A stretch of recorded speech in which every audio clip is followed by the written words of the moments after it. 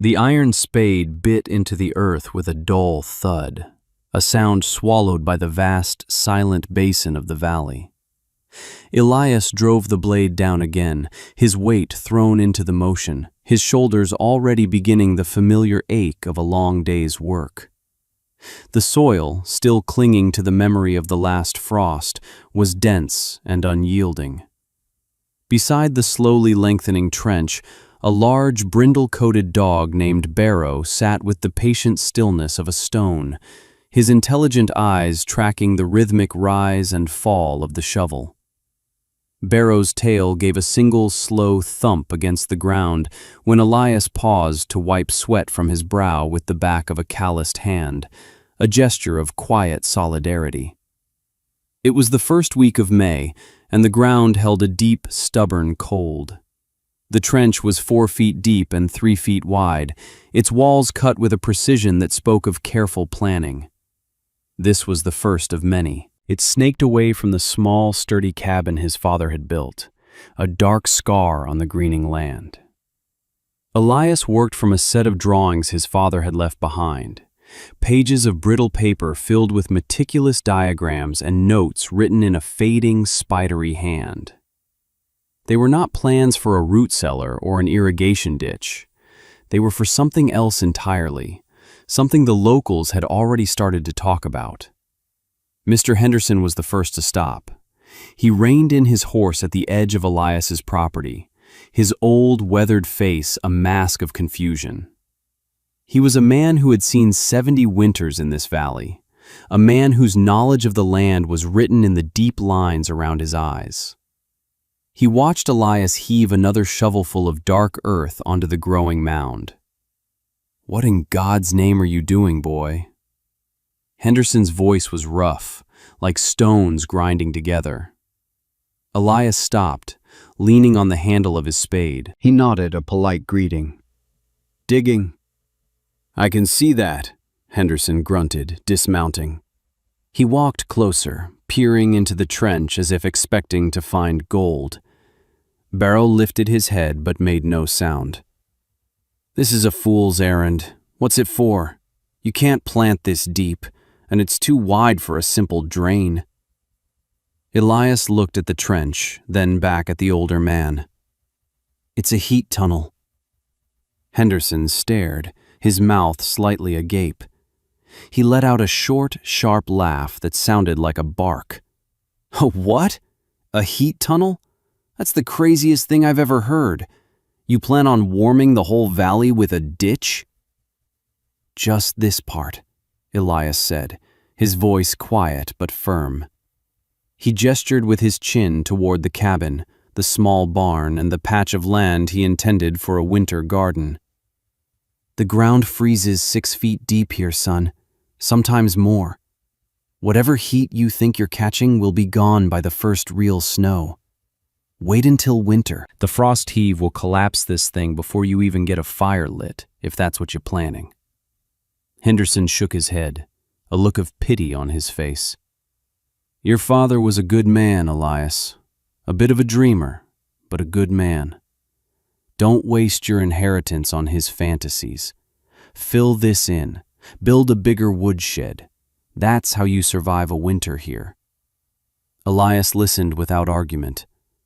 He had heard variations of this sentiment his whole life, whispers about his father's strange books and his belief that the earth held its own warmth, a deep, abiding heat that could be coaxed to the surface. He simply nodded again. "I have a plan." Henderson sighed, mounting his horse. "A plan for ruin, looks like." He clicked his tongue, and the horse trotted off down the dirt track, leaving Elias alone with his work, the silence, and his dog.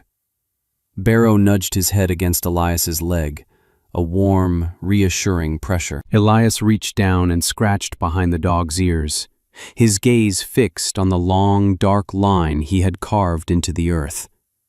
It was only the beginning. He had 300 feet of tunnel to dig and line with stone before the first snows came. He picked up the spade. The sun was high, and the day was still long. The ground waited. The work became the rhythm of his life. Dawn broke with the clang of the pickaxe against stubborn rock, and dusk fell to the scrape of the shovel against packed earth. He ate standing up, bread and dried meat held in one dirty hand, his eyes scanning the lines he had staked out across the property. The initial trench grew, branching into a complex network that circled the cabin and the small plot of land beside it. He followed his father's drawings precisely, a web of interconnected channels all sloping gently toward a central point a dozen yards from his front door. This was where the heart of the system would be, the hearth. His hands, already tough from years of farm work, became landscapes of their own. Blisters formed, broke, and healed into thick, yellowed calluses. The muscles in his back and shoulders coiled into hard knots. Some nights he would fall into his cot too exhausted to even wash, the smell of soil clinging to him like a second skin. Barrow would lie on the floor beside him, a furry, breathing anchor in the quiet darkness, his soft snores a counterpoint to the ache in Elias's bones. By midsummer, the digging was done. The homestead looked as though it had been scarred by some giant, burrowing creature. Now came the second, harder task, lining the tunnels with stone. He spent weeks down at the creek bed, wrestling river stones from the water's grip. He chose them with care, flat and dense, ranging in size from a loaf of bread to a small sheep. He used a wooden sled, a contraption of his own design, to haul them up the slope to the cabin, 200 pounds at a time. Barrow would trot alongside him, tongue lolling, occasionally nudging a stray stone with his nose, as if to help. The town's skepticism grew with the piles of rock. Mayor Thompson, a man whose wealth was measured in cattle and land, rode out one afternoon, his fine horse picking its way delicately around the trenches. He did not dismount. "Henderson tells me you're building a subterranean furnace," Thompson said, his tone dripping with condescension. "Elias, your father was a respected man, but his ideas were unconventional. This project is making people in town uneasy. It's an eyesore, and frankly, it's a waste of good labor that could be spent clearing timber or mending fences." "It'll work," Elias said, placing a heavy stone into the wall of the trench. The fit was nearly perfect. "And what happens when it doesn't?" the mayor pressed. "What happens when the ground shifts and your cabin's foundation cracks? What happens when you've spent your entire summer on this folly and you don't have enough wood split for the winter? We're a community, son. We look out for each other, but we can't help a man who won't help himself." Elias wiped his hands on his trousers and looked up at the man on the horse. He said nothing. His silence was not defiance, but a simple inability to explain in words what he understood in his hands, in the heft of the stones, in the elegant logic of his father's diagrams. The proof was not an argument, it was in the building. Thompson huffed, seeing he would get no further, and rode away, shaking his head. Even Mrs. Gable, who had brought him stew and bread after his parents passed, stopped by, her face etched with worry. "Elias, dear," she began, wringing her hands. "People are talking. They say you're trying to change the seasons. That's God's work.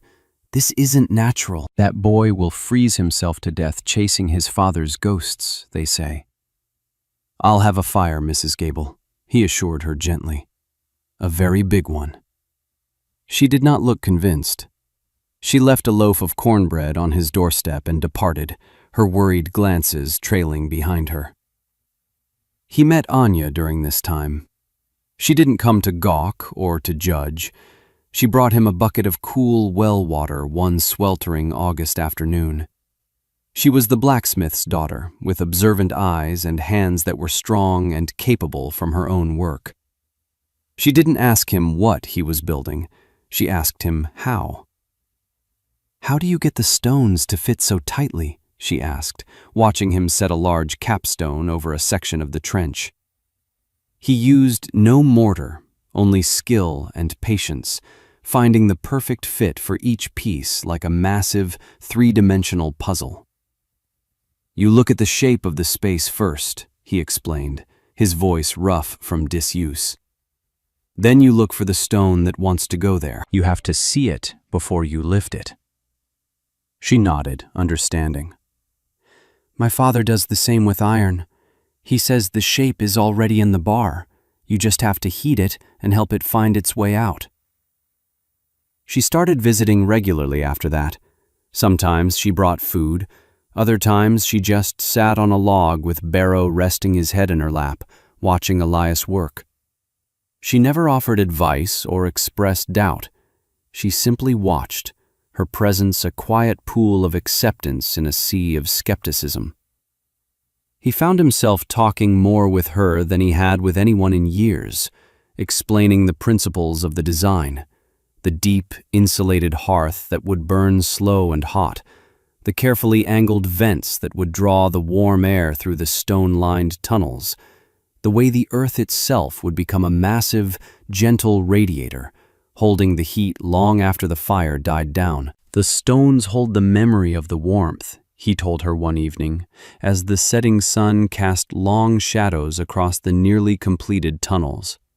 "That's what my father wrote. They soak it up and release it slowly. The ground insulates them. The cold stays on the surface, but the warmth travels underneath." "It's beautiful," she said, not of the scarred landscape, but of the idea itself. "It's like listening to the earth instead of shouting at it."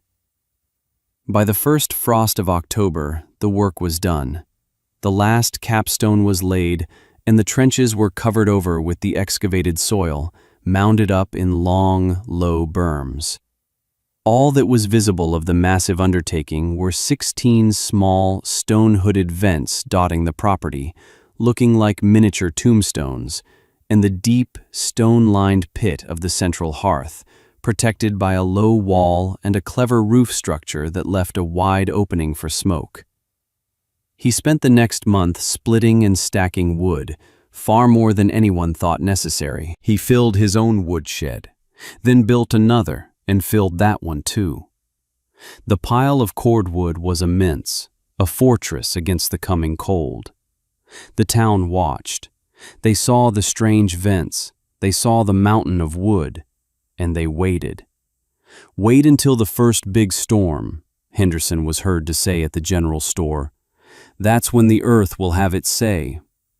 The first snow fell in early November, a light dusting that melted by noon. But the air had changed. A deep, predatory chill was creeping down from the northern peaks. Elias could feel it in his bones. Barrow felt it too, growing restless, his ears twitching at the sound of the rising wind.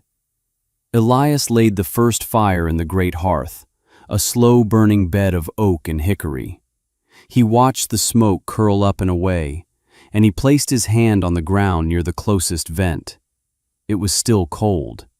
He knew it would take time. He settled in to wait. The earth was slow to anger and slow to warm. Patience was the key. He had given it his summer. Now, he would give it his faith. The winter began as a quiet affair, a series of modest snowfalls and cold snaps that were unremarkable for the region. The ground around Elias's vents remained stubbornly free of snow in small, perfect circles, a fact noted with curiosity by the few who passed his homestead. Henderson, riding by one morning, saw the thawed patches and grunted. "Ground's still warm from the summer," he called out to Elias, who was clearing a path to his barn. "That won't last. Wait until the deep cold sets in. That's the real test." Elias just nodded and continued his work. He kept the fire in the outer hearth burning day and night, a slow, steady blaze that consumed logs with a miserly appetite. The design was efficient, pulling air through vents at the base, ensuring a hot, complete burn. The stone of the hearth itself was now perpetually warm to the touch, and the ground for 20 feet around it was soft and damp. A strange island of autumn in a world of hardening frost. Anya came often, her visits a source of quiet warmth that had nothing to do with the fire. They would sit on the bench inside his cabin, sipping hot tea, while Barrow snoozed at their feet. The air inside was different from any other cabin in the valley. It was not the dry, scorching heat of a pot-bellied stove, but a gentle, pervasive warmth that seemed to rise from the floorboards themselves. There were no cold spots, no drafts that snaked along the floor. "It's like the house is breathing," Anya said one afternoon, holding her hands over the floor. "I can feel it. It's a living warmth." Elias had laid a shallow extension of one of the tunnels directly under the cabin's foundation, a detail from his father's most ambitious sketches. "The stones under the house are warm now," he explained. "They heat the foundation, and the foundation heats the floor." Their relationship grew as the winter deepened, a slow and steady blossoming like a patient winter rose. They spoke of the future, of gardens and children, their plans woven into the fabric of this strange, warm patch of land he had created. They were married by the traveling minister just after the New Year, in a simple ceremony inside the cabin. Mrs. Gable came, and a few others from the town, their faces a mixture of goodwill and persistent doubt. They remarked on the cabin's comfort, but their eyes still held a question. The real winter, the one that broke spirits and claimed livestock, had not yet arrived.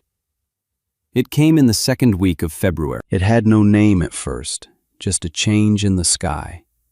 A high, thin layer of cloud that turned the sunlight a pale, watery yellow. The air grew unnaturally still, and the temperature began to drop, not gradually, but in a swift, merciless descent. The old-timers felt it in their joints. The animals felt it in their blood. Barrow refused to leave the cabin, pacing anxiously by the door, a low whine in his throat. By evening, the wind began to howl, a low moan that grew into a shrieking banshee's wail.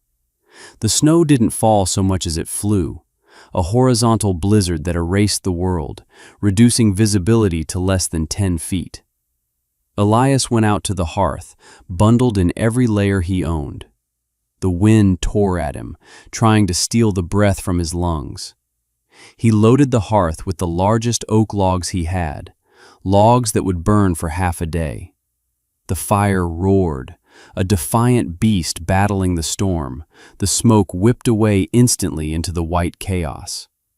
For 3 days, the storm raged. The temperature, measured by the old mercury thermometer on Elias's porch, plummeted. It fell past 0, past 10 below, past 20, 30. It finally shuddered to a halt at 45 degrees below 0, a temperature that could freeze exposed flesh in under a minute. It was a cold that killed, a cold that cracked trees and turned metal brittle. In town, families huddled around their stoves, burning through their wood piles at an alarming rate. The wind found every crack in their homes, every chink in the mortar. Windows frosted over with thick, opaque ice. Inside Elias and Anya's cabin, it was 70 degrees. On the morning of the 4th day, the wind finally lessened, though the snow still fell, thick and heavy. Elias opened his door to a world transformed. The snow was piled in monstrous drifts, some reaching the roofline of his cabin. A wall of white blocked his view in every direction. But directly in front of the cabin, in the area circumscribed by the heat tunnels, the world was different. The ground was not bare, but it was not buried. A gentle 6-inch blanket of soft powder covered the earth, a stark contrast to the 10-foot drifts just yards away. The vents were clear, each one a small, dark mouth breathing a faint, shimmering plume of vapor into the frigid air. The path to the barn was a shallow dip in the snow, easily shoveled. The great hearth, though nearly buried in a drift on its windward side, still burned, its chimney of smoke rising straight into the still air. Anya came to the door, pulling a shawl around her shoulders. She looked at the scene, her eyes wide with wonder. "Elias," she breathed. "It worked." He took her hand, his heart full. "I have a plan," he said, the words feeling different now, heavier with the weight of proof. Later that morning, their first child, a son they named Samuel, woke from his nap. He was just over a year old, sturdy and curious. Bundled in a thick wool snowsuit, he was unsteady on his feet but eager to explore. Anya looked at Elias, a question in her eyes. It was 45 below zero, an impossible temperature. Children did not play outside in this cold. They couldn't. Elias simply nodded. He went to the ground near the front step and brushed away the light layer of snow. He placed his bare hand flat against the soil. It was cool, but not frozen. It was the temperature of a cellar floor in autumn. He took Samuel from Anya's arms. He set the boy down on his feet in the soft snow. Samuel wobbled, then took a step, then another. He laughed, a puff of white vapor escaping his lips. He toddled across the miraculously shallow snow, his red snowsuit a beacon of color in the monochrome world.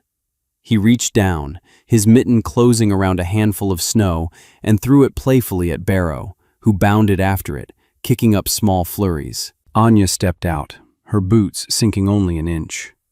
She walked over to her son, her face a portrait of disbelief and joy. Elias stood in the doorway, watching his family. His wife and son were playing outside, safe and warm, in a world that was frozen solid.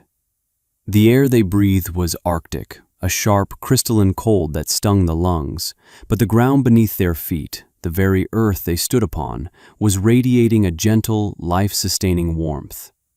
The stones were holding the memory of the fire, just as his father had said. They were breathing warmth into the heart of the killing cold. And in that moment, under a pale and frozen sun, the insane idea of a heat tunnel became the simple, profound reality of a home.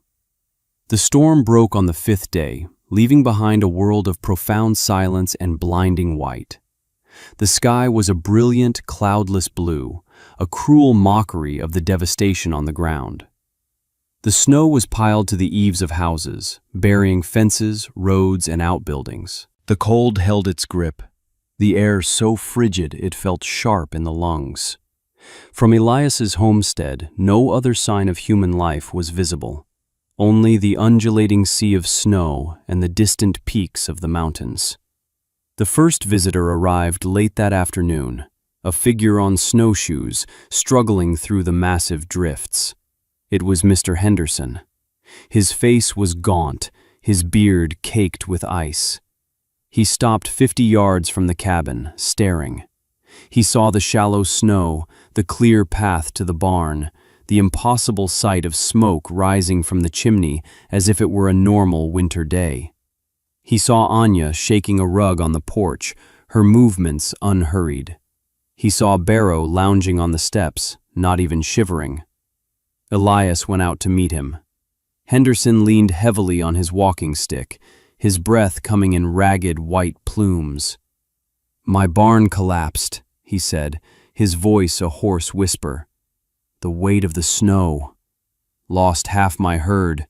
The rest, they won't make it through another night like that. My wood's nearly gone. The house. It's colder inside than out, feels like."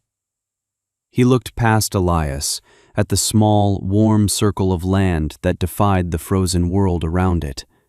His eyes, which had held only mockery and pity for months, now held a dawning, painful understanding. "How?" he asked, the single word carrying the weight of his 70 winters of certainty, all of it now shattered. "The tunnels," Elias said simply. I said the frost heave would destroy them," Henderson stammered. "I said the ground would betray you." "The ground isn't frozen here," Elias replied, gesturing to the earth beneath their feet. "It's warm. It can't heave if it isn't frozen." Henderson stood there for a long time, the silence stretching between them. Finally, he removed his hat, his head bowed. "I was wrong," he said, the admission costing him dearly. "I was a fool, an old, stubborn fool." He looked at Elias, his gaze direct and pleading. "My wife, Martha, she's shivering by a dying fire. Can you spare any wood?" "I can do better than that," Elias said. "Bring her here. There's room." And so they came. Henderson brought his wife, wrapped in every blanket they owned. Then came the Gable family, their youngest child suffering from frostbite. Mayor Thompson did not come himself. He sent a hired hand, his pride too great to beg for hay for his prize horses, trapped and freezing in their stables. Elias gave what he could. His small cabin became a refuge. He and Anya moved cots and blankets, brewed endless pots of coffee and soup. They tended to Mrs. Gable's son, warming his blackened toes slowly, carefully, just as his father's journals had described. The cabin was crowded and loud, but it was warm. It was alive. In the evenings, the men would go out and stare at the hooded vents, watching the heat shimmer in the Arctic air. They would place their hands on the ground and feel the impossible warmth. They talked in hushed, awed tones. They asked Elias questions, no longer with skepticism, but with the desperate curiosity of survivors. He didn't give speeches. He simply answered what they asked. "How deep did you dig?" 4 feet. "And the stone?" "From the river, laid dry." "The fire, it heats all this?" "The fire heats the stones heat the earth does the rest." It was a new catechism for a new faith.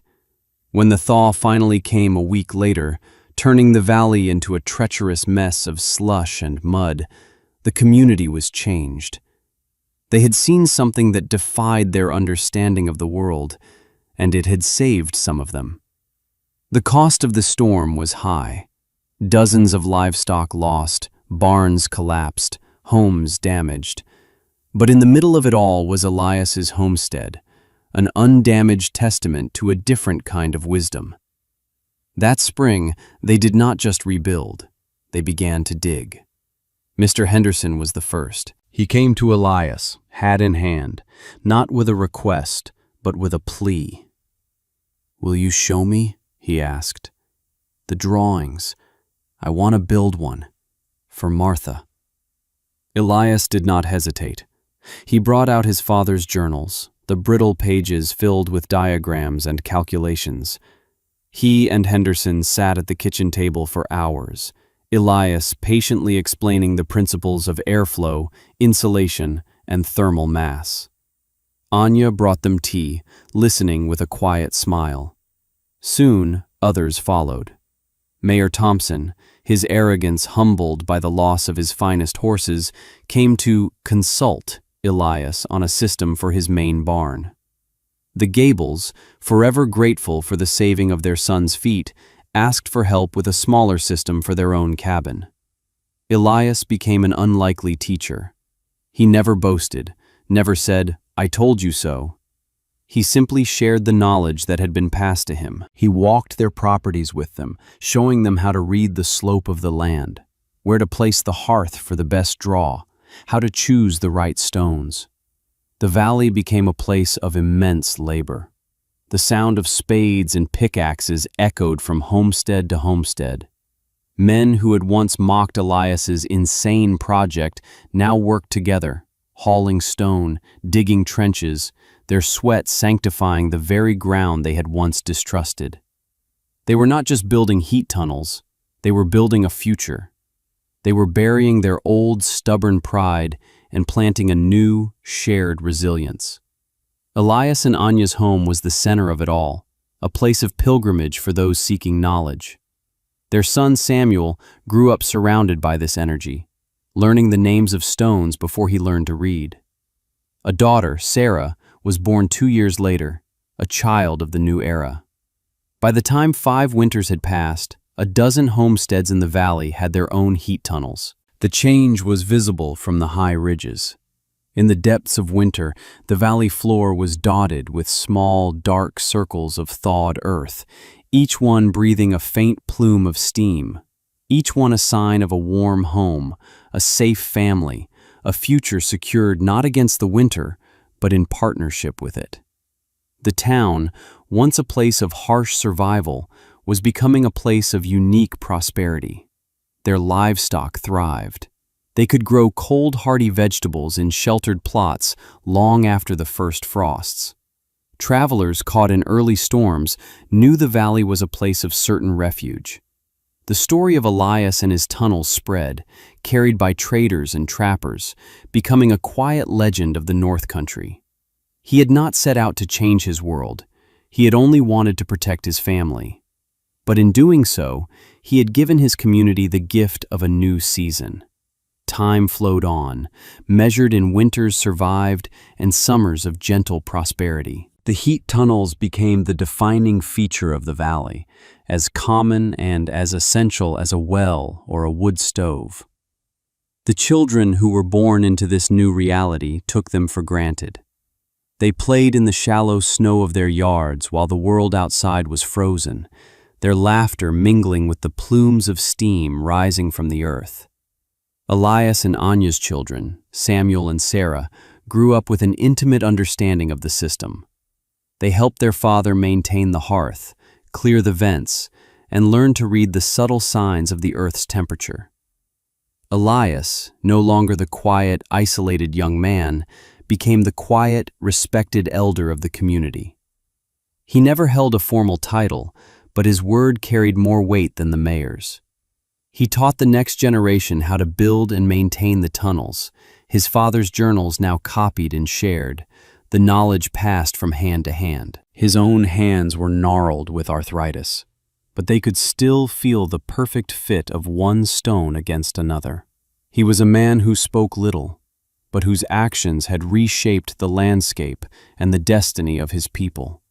Barrow grew old. His brindle coat became shot through with gray, his muzzle white.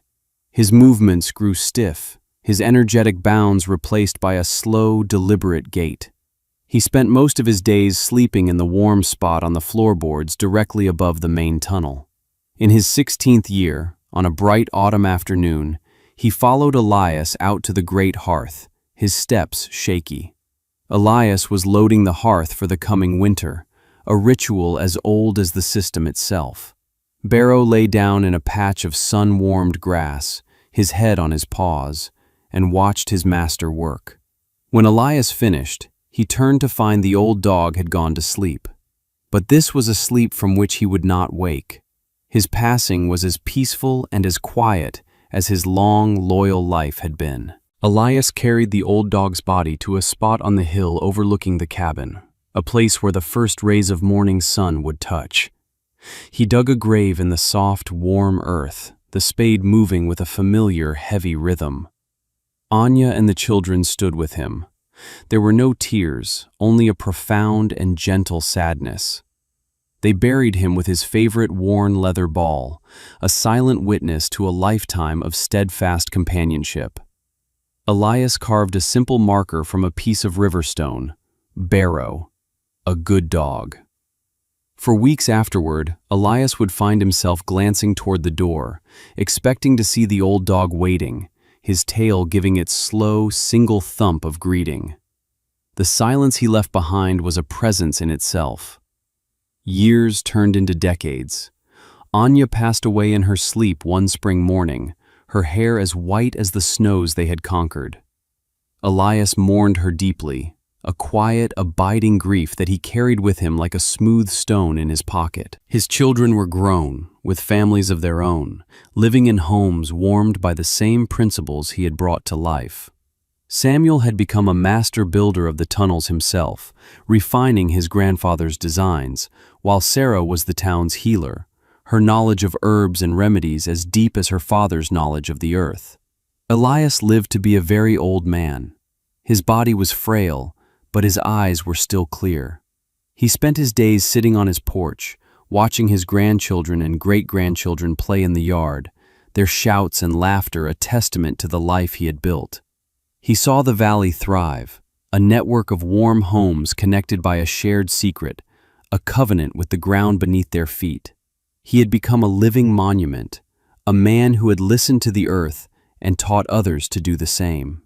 One crisp winter evening, with the temperature dropping far below zero and a fresh blanket of snow covering the land, Elias felt a deep weariness settle into his bones. Sarah came to sit with him, tucking a blanket around his legs. He looked out at the familiar sight of the steam rising from the vents, shimmering under the light of a full moon.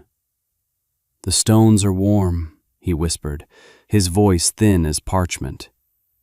"Yes, Papa," Sarah said, taking his hand. "They are. You kept us all warm." He closed his eyes, and his last breath was a quiet sigh, a gentle release into the warmth he had spent his life cultivating. They buried him on the hill beside Anya, and not far from Barrow, overlooking the home he had made. The entire valley came to pay their respects, their faces etched with a gratitude that words could not capture. They did not build him a grand monument. Instead, Samuel, his son, chose a single large, flat stone from the river, the kind Elias would have chosen for a capstone. On it, he carved a simple epitaph, the words chosen by the community he had saved. It did not speak of his stubbornness or the skepticism he had faced. It spoke only of the essential truth of his life. The stone read, "Elias Thorne. He taught us how to listen to the earth." Long after he was gone, the valley continued to thrive. His story was told and retold, a founding myth passed down through generations.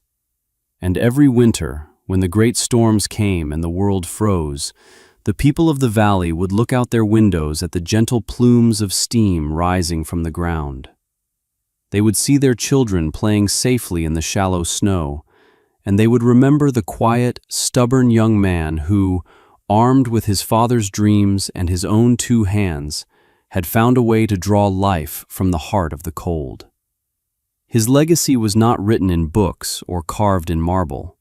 It was written in the land itself, in every warm floorboard, in every thriving winter garden, in every life saved from the killing frost. The heat tunnels, once a monument to one man's supposed insanity, had become a living, breathing memorial to his profound and simple wisdom.